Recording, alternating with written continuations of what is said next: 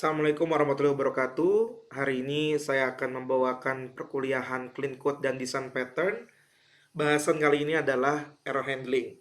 Nah, pada bahasan kali ini di tahap error handling, kita akan lebih fokus membahas bagaimana cara penggunaan exception yang baik dalam sebuah kode supaya nanti penanganan dari error handling tersebut jadi lebih baik seperti itu.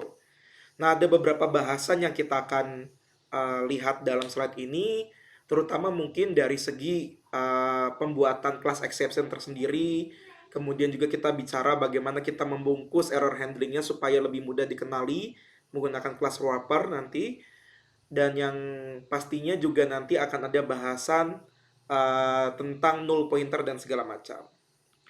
Nah, ketika tahap pertama, ketika kita mempelajari error handling, maka yang harus dipertimbangkan adalah ya semua kode pasti akan punya error handlingnya. Nah, error handling sendiri sebetulnya mengalami perkembangan. Di awal-awal programming, programmer sering sekali menggunakan if then else untuk menghandle sebuah error.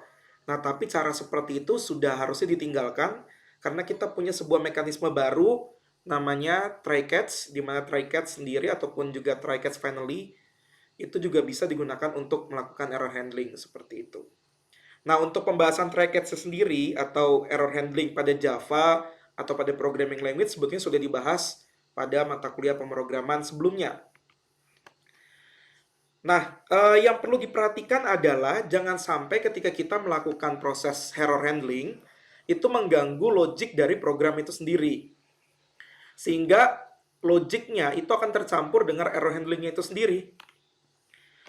Nah, oleh karena itu disarankan di dalam buku Clean Code kita harus menggunakan exception. Ya jelas lah, exception dalam Java kita punya beberapa macam. Yang paling umum kita pakai adalah try catch. Nah, ini contohnya. Jadi ketika kita menggunakan if then else untuk melakukan error handling, tentunya ada kejadian logic dari programnya malah jadi kabur.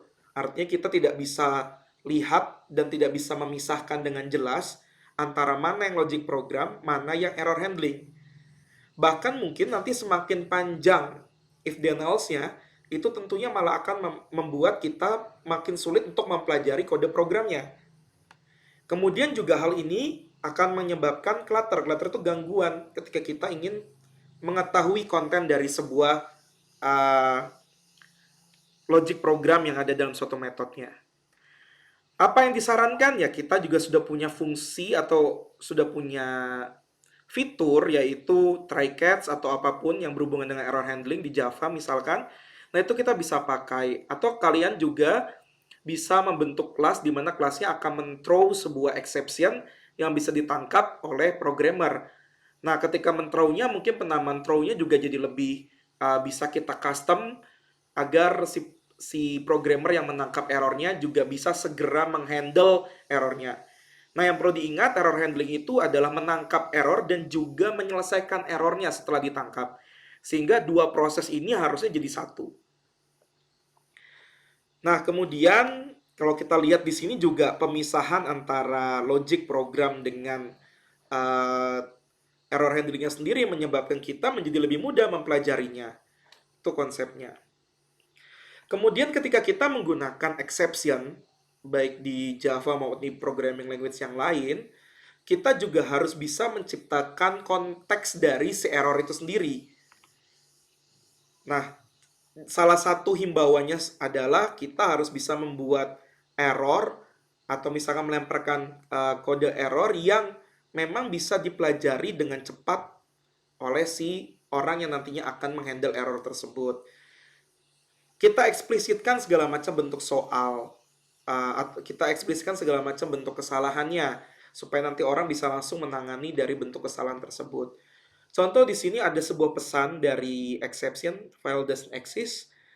Itu akan menimbulkan banyak sekali pertanyaan tentunya di benak orang yang nantinya akan menyelesaikan error tersebut. File apa misalkan yang tidak ada, kemudian emang harusnya seperti apa, file apa yang harusnya ada, kemudian sebetulnya apa sih yang dilakukan server sehingga bisa si filenya dianggap tidak ada dan seterusnya. Bedakan dengan yang ini. Yang di sini kita bungkus si uh, try exception-nya, lalu kita berikan bahwa pesan yang jelas sekali, ini pesannya kontekstual sekali, yaitu can delete user profile data file, lalu kita sebutkan nanti filenya file apa, sehingga kan nanti orang akan jadi lebih tahu, oh ternyata ada kesalahan di file apa dan seterusnya. Kemudian juga kita berikan dia absolute path dari si filenya, itu juga bisa helping programmernya untuk bisa segera tahu mana file yang bermasalahnya. Kalau misalnya seperti misalkan delete user profile, apakah ntar mungkin writing permissionnya atau apa yang mungkin belum diatur dan seterusnya. Kemudian juga disarankan untuk para programmer untuk mendefinisikan kelas yang kita custom untuk exception ini sendiri. Nah, contoh misalnya kita punya try catch seperti ini, nah biasanya kita manfaatkan exception dari suatu library punya orang lain, ataupun juga misalkan yang sudah reserve di dalam Java-nya. Nah, itu tentunya terkadang bagi programmer yang mungkin melihat kode yang ada di sini, itu di awal akan pasti mengalami kebingungan. Misalkan seperti device response exception. Ya mungkin untuk orang yang sudah sangat lama memegang kode ini pasti tahu gitu. Anggaplah misalkan device response exception adalah kelas exception yang dibuat oleh library yang kita pakai buatan orang lain, misalkan seperti itu.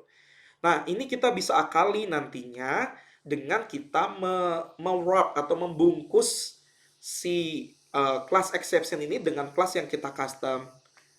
Nah, ini contohnya, jadi kita bungkus misalkan ketika kita menangkap errornya berupa device response exception yang tadi, maka kita akan men-throw sebuah objek baru, instance objek baru, misalkan seperti ini port device failure, kan ini lebih jelas ya. Artinya device response exception-nya itu error karena ada kegagalan dari segi port yang ada di device-nya. Dibandingkan ketika kita hanya menangkap error dari device response exception-nya itu sendiri. Nah, itu tentunya akan jauh lebih mudah. Nah, ini juga ketika kita manggilnya pun juga lebih enak ketika menanganinya. Ketika kita nge-catch-nya, kita nge-catch-nya port device failure. Sehingga nanti si orang yang menangani errornya, oh iya, ini berarti ada kegagalan di segi portnya, maka dia harus ngapain? Nah, itu bisa dia langsung dengan mudah dia tangani seperti itu. Yang perlu menjadi perhatian yang tadi adalah kita harus bisa memisahkan dengan jelas mana kelas logic dan mana kelas exception. Memang pada penggunanya orang seringkali ketika melakukan logic program, dia gabungkan sekaligus dengan si exception handlingnya. Nah, tapi hal itu sebetulnya kurang disarankan. Ketika kita punya error handling yang cukup rumit atau jelimet, disarankan untuk memisahkan antara kelas exception dengan kelas logic programnya itu sendiri. Nah, contoh ini yang tidak memisahkan, sehingga si try catch-nya atau si exception handling-nya digunakan justru untuk menceritakan proses bisnis. Contoh misalnya dia akan melakukan ini, kalau gagal dia akan melakukan apa. Nah, itu kan sebetulnya benar-benar bukan buat menangkap errornya, tapi justru di catch-nya sendiri pun dia masih fokusnya adalah di proses bisnisnya. Nah, ada baiknya kita tarik keluar si proses bisnisnya ini sendiri, kita pisahkan menjadi sebuah metode dalam suatu kelas misalkan, ataupun juga kelas logic untuk suatu prosesnya. Lalu untuk trackage-nya kita benar-benar concern untuk menangkap error seperti itu. Nah, itu yang dimaksud dengan memisahkan antara exception dengan logic. Nah, jadi ini misalkan kita bentuk tadi business logic di catch yang tadi, yang ini. Nah, itu kita pisahkan menjadi sebuah public class sendiri, kemudian ada semacam logic lagi, get total, di mana get totalnya pakai rumus yang tadi, m total plus sama dengan get mil per dim, seperti itu. Nah, jadi benar-benar concern class exception untuk exception, class logic untuk logic. Tapi ini biasanya juga harus dipertimbangkan keseimbangannya. Kalau memang tidak terlalu rumit, ya lebih baik tetap disatukan. Tapi kalau memang malah mencampurkan antara logic program dengan si error handlingnya itu sendiri, lebih baik dipisah. Yang terakhir itu sebetulnya adalah don't return null. Ini kita kalau orang yang sudah ngoding di Java udah pasti tahu lah ya, null pointer exception itu rumitnya seperti apa. Dan orang sering sekali misalnya ketika menggunakan class collection misalkan, dia tidak memikirkan logic yang terjadi ketika si collectionnya itu masih belum berisi apapun atau bersifat null.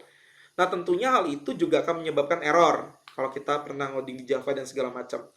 Nah, tentunya ketika kita pakai misalkan if then else, terkadang kita sendiri sebagai programmer yang sudah sering sekali menggunakan uh, collection dalam Java, itu terkadang lupa untuk melakukan sesuatu ataupun juga menyiapkan logic program yang terjadi jika si collection-nya bernilai nol.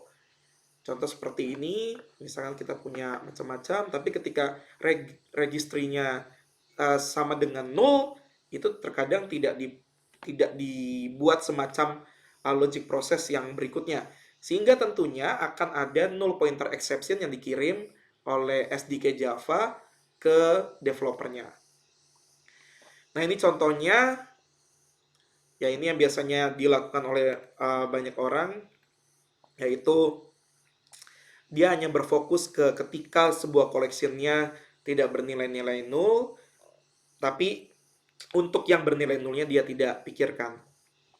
Nah, untungnya kalau kita berbicara kelas collection di Java, sekali lagi kelas di collection di Java dia punya sebuah metode namanya empty list, di mana si empty list ini bisa kita gunakan sebetulnya atau kita return supaya orang bisa tahu bahwa si collection tersebut sebetulnya dalam kondisi yang kosong.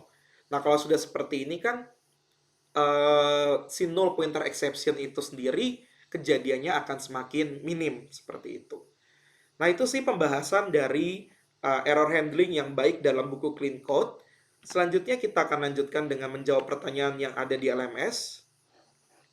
Ada dua pertanyaan di sini. Yang pertama adalah, Pak, bagaimana jika developer lupa mengembalikan nilai nol? Ya, otomatis nanti si SDK Java-nya atau Java runtime-nya itu akan menghasilkan null pointer exception. Di mana pasti orang yang sudah lama ngoding di Java tahu lah ya, pengaruh dari null pointer exception seperti apa.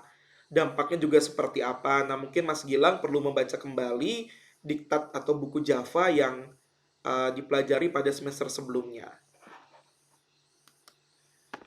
Kemudian ada pertanyaan kedua, yaitu untuk error handling disarankan membuat exception baru. Tapi kalau misalnya kelas exception-nya itu kosong dan benar-benar tidak ada yang berubah sama sekali dari kelas exception, apa hal ini masih lebih baik daripada menggunakan kelas exception yang sudah ada?